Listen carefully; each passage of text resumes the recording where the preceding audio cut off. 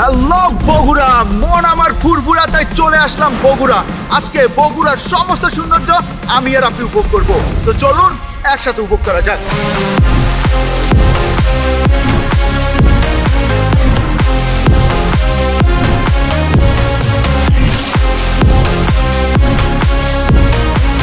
আজকের এই ভিডিওতে বগুড়ার সমস্ত সৌন্দর্য আপনার সামনে তুলে ধরবার সাথে সাথে কমপ্লিট একটি ভ্রমণ গাইডলাইন দিব। তো চলুন ভিডিও শুরু করা যাক।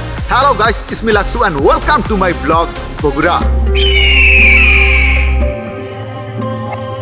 বগুড়া বাংলাদেশের উত্তর পশ্চিমাঞ্চলের রাজশাহী বিভাগের একটি প্রশাসনিক অঞ্চল, যেখানে ঐতিহ্যবাহী প্রাচীন জনপদ গড়ে উঠেছিল।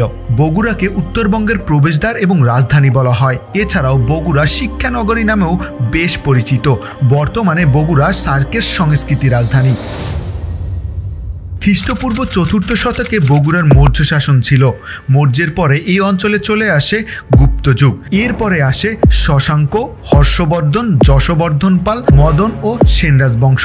সুলতান গিয়াসউদ্দিন বলবনের পুত্র সুলতান নাসিরউদ্দিন বগরা 1279 সাল থেকে 1282 সাল পর্যন্ত এই অঞ্চলের শাসক ছিল।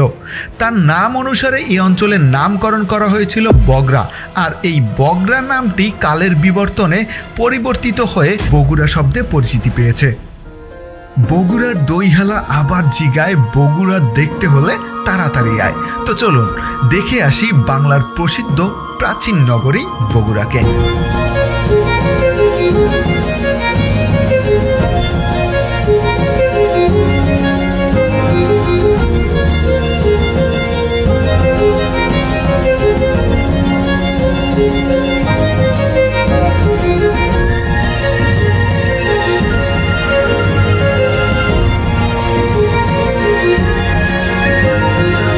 বর্তমানে এখন আমি আছি বাংলার সব থেকে প্রসিদ্ধ নগরী, যাকে পুণ্ডনগর বলা হয়। সোজা কথায় বলতে গেলে মহাস্থানগড়ে।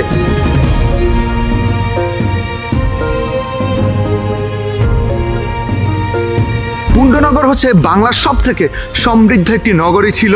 কিন্তু এই নগরীটা কখন ছিল আপনি জানেন?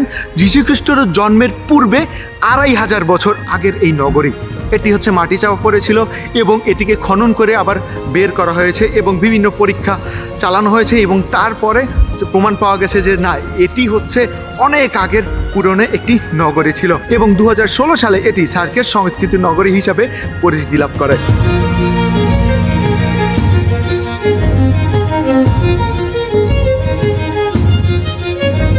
প্রসিদ্ধ এই নগরীতে অনেকেই শাসন করেছে। তাদের মধ্যে মৌর্য, গুপ্ত, পাল, সেন, এরা হচ্ছে অনেক বছর যাবৎ শাসন করেছে। কিন্তু শেষ পর্যায়ে এসে হিন্দুরা এই জায়গাটাকে দখল করে বা এই নগরীটাকে দখল করে এবং তারা শাসন করে। এবং হিন্দুদের মধ্যে সর্বশেষ এখানে রাজা ছিল রাজা পরশুরাম। সেন বংশের শেষ রাজা লক্ষণ সেন যখন গৌড়ের রাজধানী ছিল তখনও এই নগরী ছিল আর কি। তারপরে এই নগরী নল এবং নীল নামে দুজনে ভাই শাসন করে। তাদের মধ্যে নল ছিল এই রাজধানীর রাজা বা এখানে শাসন করতো, কিন্তু তাদের মধ্যে বিরোধ চলতে থাকে। কিন্তু পরবর্তীতে এই যে পরশুরাম মানে রাম হচ্ছে, উনি ভারত থেকে এখানে আসে, এসে হচ্ছে দুই ভাইয়ের মধ্যে মিউচুয়াল করে দেয়। কিন্তু পরবর্তীতে তিনি ওই দুই ভাই থেকে এই নগরীটাকে তিনি কেড়ে নেন এবং তিনি এখানকার রাজা হন। এবং বর্তমানে আমি এখন যেখানে আছি এটা হচ্ছে রাজা পরশুরামের প্রাসাদ। যাই হোক, খুবই খারাপ লাগে এখানে কর্মকর্তা এবং প্রশাসনিক ঝামেলার কারণে আপনাদের সম্পূর্ণভাবে ভিডিও করে দেখাতে পারিনি। যারা যারা বগুড়াতে আসবেন বা যারা যারা বগুড়া ভ্রমণে আসবেন তারা অবশ্যই এই জায়গাগুলোতে আসবেন, জায়গাগুলো দেখে যাবেন। আশা করি ভালো লাগবে, কারণ অনেক বছরের পুরাতন এই জায়গায় আসতে পেরে আসলে অন্যরকম আমার ভালো লাগে কাজ করছে। বর্তমানে আমি খুবই ইন্টারেস্টিং একটা জায়গায় আছি, এটি হচ্ছে গোকুল মেদ। আসলে এই জায়গাটিকে মূলত বেহুলা লক্ষিন্দারের বাসরঘর বলা হয়। কেউ কেউ বেহুলা বাসরঘর হিসেবে চিনে, আবার কেউ কেউ লক্ষিন্দারের মেদ হিসাবেও চিনে থাকে।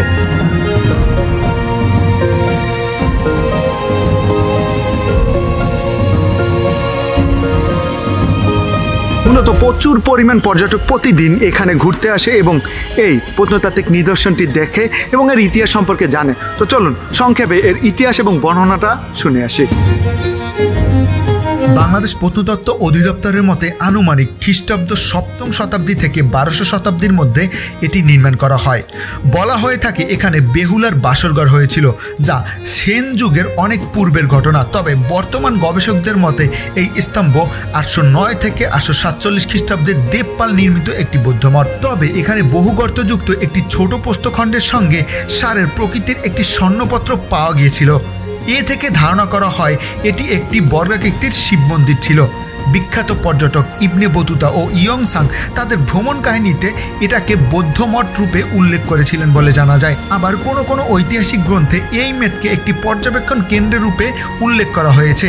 তাদের ধারণা মতে এটি নির্মাণ করা হয়েছিল পুণ্ড্রবর্ধনের রাজধানীকে বাহিরের শত্রুর হাত থেকে রক্ষা করার জন্য। কিন্তু এই স্তূপটির পশ্চিম অংশে আসে বাসর ঘরের প্রবাদ স্মৃতিচিহ্ন। বর্তমানে এখন আমি খুবই সুন্দর একটি জায়গায় আছি। এই জায়গাটির নাম হচ্ছে ভাসু বিহার। স্থানীয় লোকে এটিকে নরপতির ধাপ হিসাবে চিনে থাকে, আবার কেউ কেউ এটিকে বৌদ্ধ বিহারও বলে থাকে।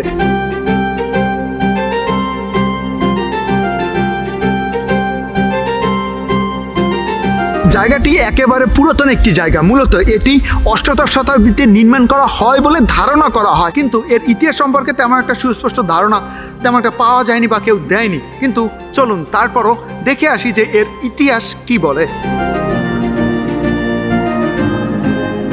1973 সাল থেকে 74 সাল প্রথমবারের মতো প্রত্নতাত্ত্বিক খনন কাজ শুরু করা হয় এবং পরবর্তী 2 বছর প্রত্নতাত্ত্বিক খনন কাজ অব্যাহত রাখা হয়। ধারণা করা হয় এটি একটি বৌদ্ধ সংগ্রামের ধ্বংসাবশেষ। খনন কার্যের ফলে সেখানে ব্রোঞ্জের বৌদ্ধ মূর্তি, পোড়ামাটির ফলক সহ বিভিন্ন মূল্যবান প্রত্নতাত্ত্বিক বস্তু আবিষ্কৃত হয়। চীনা পরিব্রাজক ইয়ংসাং 638 খ্রিস্টাব্দে এখানে এসেছিলেন। তার ভ্রমণ বিবরণীতে তিনি এটিকে পশিপো বা বিশ্ববিহার নামে উল্লেখ করেছেন। খুব সম্ভবত এটি বৌদ্ধদের ধর্মীয় বিদ্যাপীঠ হিসাবে খুব গুরুত্বপূর্ণ ছিল। ব্রিটিশ আমলে ভাসু বিহারকে স্থানীয়রা ফস্সু বিহার নামে আখ্যায়িত করেছে। বর্তমানে ভাসু বিহার অন্যতম পর্যটন একটি স্পট হিসাবে বিশেষভাবে পরিচিতি লাভ করেছে।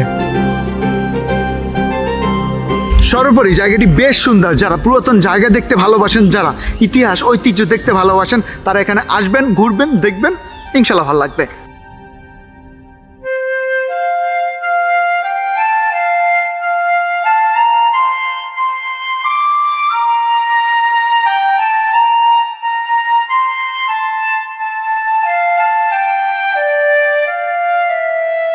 বর্তমানে আমি এখন আছি বগুড়া জেলার অন্যতম সুন্দর একটি দর্শনীয় স্থান কালীতলা ফেরিঘাটে।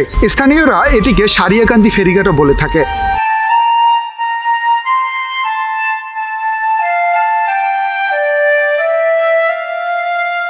এই জায়গাটি হচ্ছে যমুনা নদীর তীরে। আসলে এই জায়গার অপর পাশে রয়েছে চট ডাকাতিয়া। আসলে চট ডাকাতিয়া অপর পাশে, আর এই পাশে হচ্ছে একটা পাড়, আর মাঝখান দিয়ে যমুনা নদীর একটা শাখা বয়ে গেছে এবং সেই শাখার পাশেই আর কি এই বাঁধটি নির্মাণ করা হয়েছে। আর এই বাঁধে সকাল থেকে শুরু করে রাত পর্যন্ত প্রচুর পরিমাণ মানুষের সমাগম হয়। বিশেষ করে বিকাল টাইমে এইখানে মানুষ একটু বেশি আড্ডা দেয়, কারণ বিকাল টাইমে নদীর পাড়টা আসলেই বেশি সুন্দর লাগে। সো আপনারা যদি বগুড়া জেলাতে ঘুরতে আসেন তাহলে অবশ্যই এই জায়গাতে আসবেন। আর এখানে আর একটা বেনিফিট আছে, সেটা হচ্ছে কি জানেন, আপনি এখানে ট্রলার ভাড়া নিয়ে আপনি এই নদীর সৌন্দর্য উপভোগ করতে পারবেন, ওই পাশে চরে যেতে পারবেন এবং চরের সৌন্দর্য উপভোগ করতে পারবেন। সো একটু সময় পেলে অবশ্যই অবশ্যই এই জায়গাটি এসে ঘুরে যাবেন।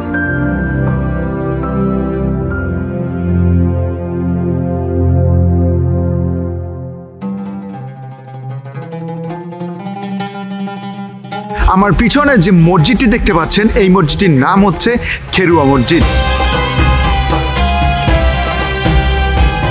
এই মসজিদটি বাংলাদেশের প্রত্নতাত্ত্বিক নিদর্শনে অনেক গুরুত্বপূর্ণ একটি ভূমিকা রাখে এবং এই মসজিদটি নির্মাণ করা হয়েছিল মুঘল আমলের পূর্বে, যে সুলতানি আমল এবং মুঘল আমলের যে স্থাপত্য শৈলী আছে সেই শৈলীর কাঠামো ধরে। 400 বছর প্লাস পুরনো এই মসজিদটি বগুড়া জেলার শেরপুর উপজেলায় অবস্থিত। মসজিদের সামনে প্রাপ্ত একটি শিলালিপি থেকে জানা যায় যে এই মসজিদটি নির্মাণ করা হয় 1582 সালে। তখনকার সময় এই মসজিদটি নির্মাণ করেন এখানের যে ফৌজদার জোহর আলী কাকশাল, তার পুত্র মির্জা মুরাদ খান কাকশাল। এই মসজিদটির নাম হচ্ছে খেরুয়া মসজিদ, কিন্তু এই মসজিদের নামকরণ সম্পর্কে কোনো সুস্পষ্ট ধারণা নেই, কারণ খেরুয়া কোনো ফার্সি, কোনো আরবি বা কোনো বাংলা শব্দ না। তবে ধারণা করা হয় যে ফার্সিতে একটি শব্দ আছে খায়েরগা, মানে হচ্ছে কোনো কিছুর ভিতরে।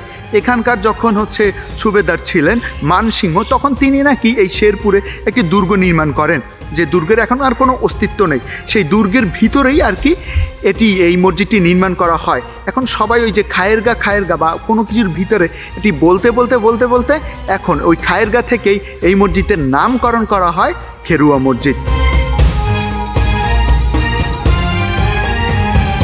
এই খেরুয়া মসজিদ আসলেই দেখতে খুবই সুন্দর লাগে এবং আরও বেশি সুন্দর লাগে এর পরিবেশটা দেখতে, কারণ বাংলাদেশ প্রত্নতাত্ত্বিক নিদর্শন এর সীমানা প্রাচীর করে দিছে এবং তার ফলে এই মসজিদটি দেখতে আসলে খুবই সুন্দর হয়েছে।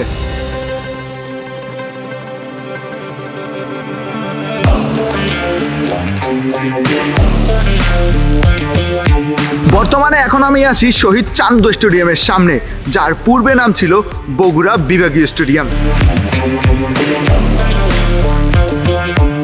গত 11 বছর বা তার বেশি সময় ধরে এখানে আন্তর্জাতিক ক্রিকেট খেলা বন্ধ রয়েছে, কিন্তু এই স্টেডিয়ামের ইতিহাস এবং ঐতিহ্য রয়েছে। কারণ এই স্টেডিয়ামে একটিমাত্র টেস্ট হয়েছিল, যে টেস্টটি হয়েছিল শ্রীলঙ্কার বিপক্ষে এবং যে টেস্টটিতে বাংলাদেশ 10 উইকেটে হেরেছিল। কিন্তু তারপরে এই স্টেডিয়ামে 5টি ওয়ানডে ম্যাচ হয়েছিল, যার মধ্যে 4টিতেই জয় বাংলাদেশের, আর শ্রীলঙ্কার বিপক্ষে তার মধ্যে একটি জয় ছিল এবং সেটি ছিল শ্রীলঙ্কার বিপক্ষে বাংলাদেশের প্রথম জয়। আরেকটা রেকর্ড আছে, সেটি হচ্ছে বাংলাদেশ প্রথম ওয়ানডেতে 300 রানের যে স্বাদ, সেটি কিন্তু এই স্টেডিয়ামে বসেই গ্রহণ করেছিল, সেটি হচ্ছে কেনিয়ার বিপক্ষে। আমরা চাই যে এই মাঠের ইতিহাস আবার আগের মতো পুনরুজ্জীবিত হোক, এখানে আন্তর্জাতিক ম্যাচগুলো হোক। সত্যি কথা বলতে এত সুন্দর একটি মাঠ এখন হচ্ছে আন্তর্জাতিক পর্যায়ে কোনো খেলা হয় না, এটা ভেবে খুবই খারাপ লাগলো। তারপরও বগুড়া জেলাতে যারা ঘুরতে আসবেন তারা এই সুন্দর মাঠটি দেখে যাবেন এবং এই মাঠের পাশেই রয়েছে খুবই সুন্দর একটি পার্ক।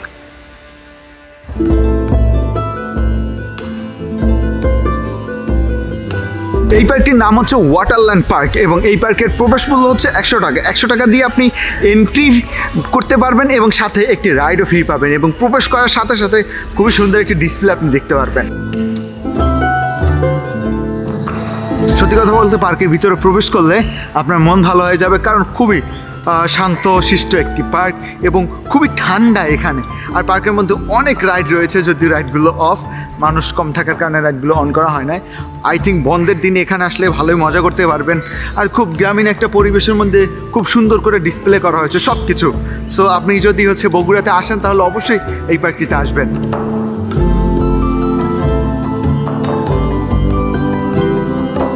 পার্কের পরিবেশ আসলে খুবই ঠান্ডা, আর হচ্ছে পার্কের এন্ট্রি ফি যদিও পার্কের তুলনায় অনেক বেশি হয়ে যায়, তারপরে এখানে মানুষ প্রবেশ করে, কারণ বিশেষ করে কপতি বা হচ্ছে যারা একটু কোয়ালিটি টাইম স্পেন্ড করতে চায় তারা এখানে আসে। সত্যি কথা বলতে এটাই বগুড়া জেলা হচ্ছে এটা বিখ্যাত এটার জন্য।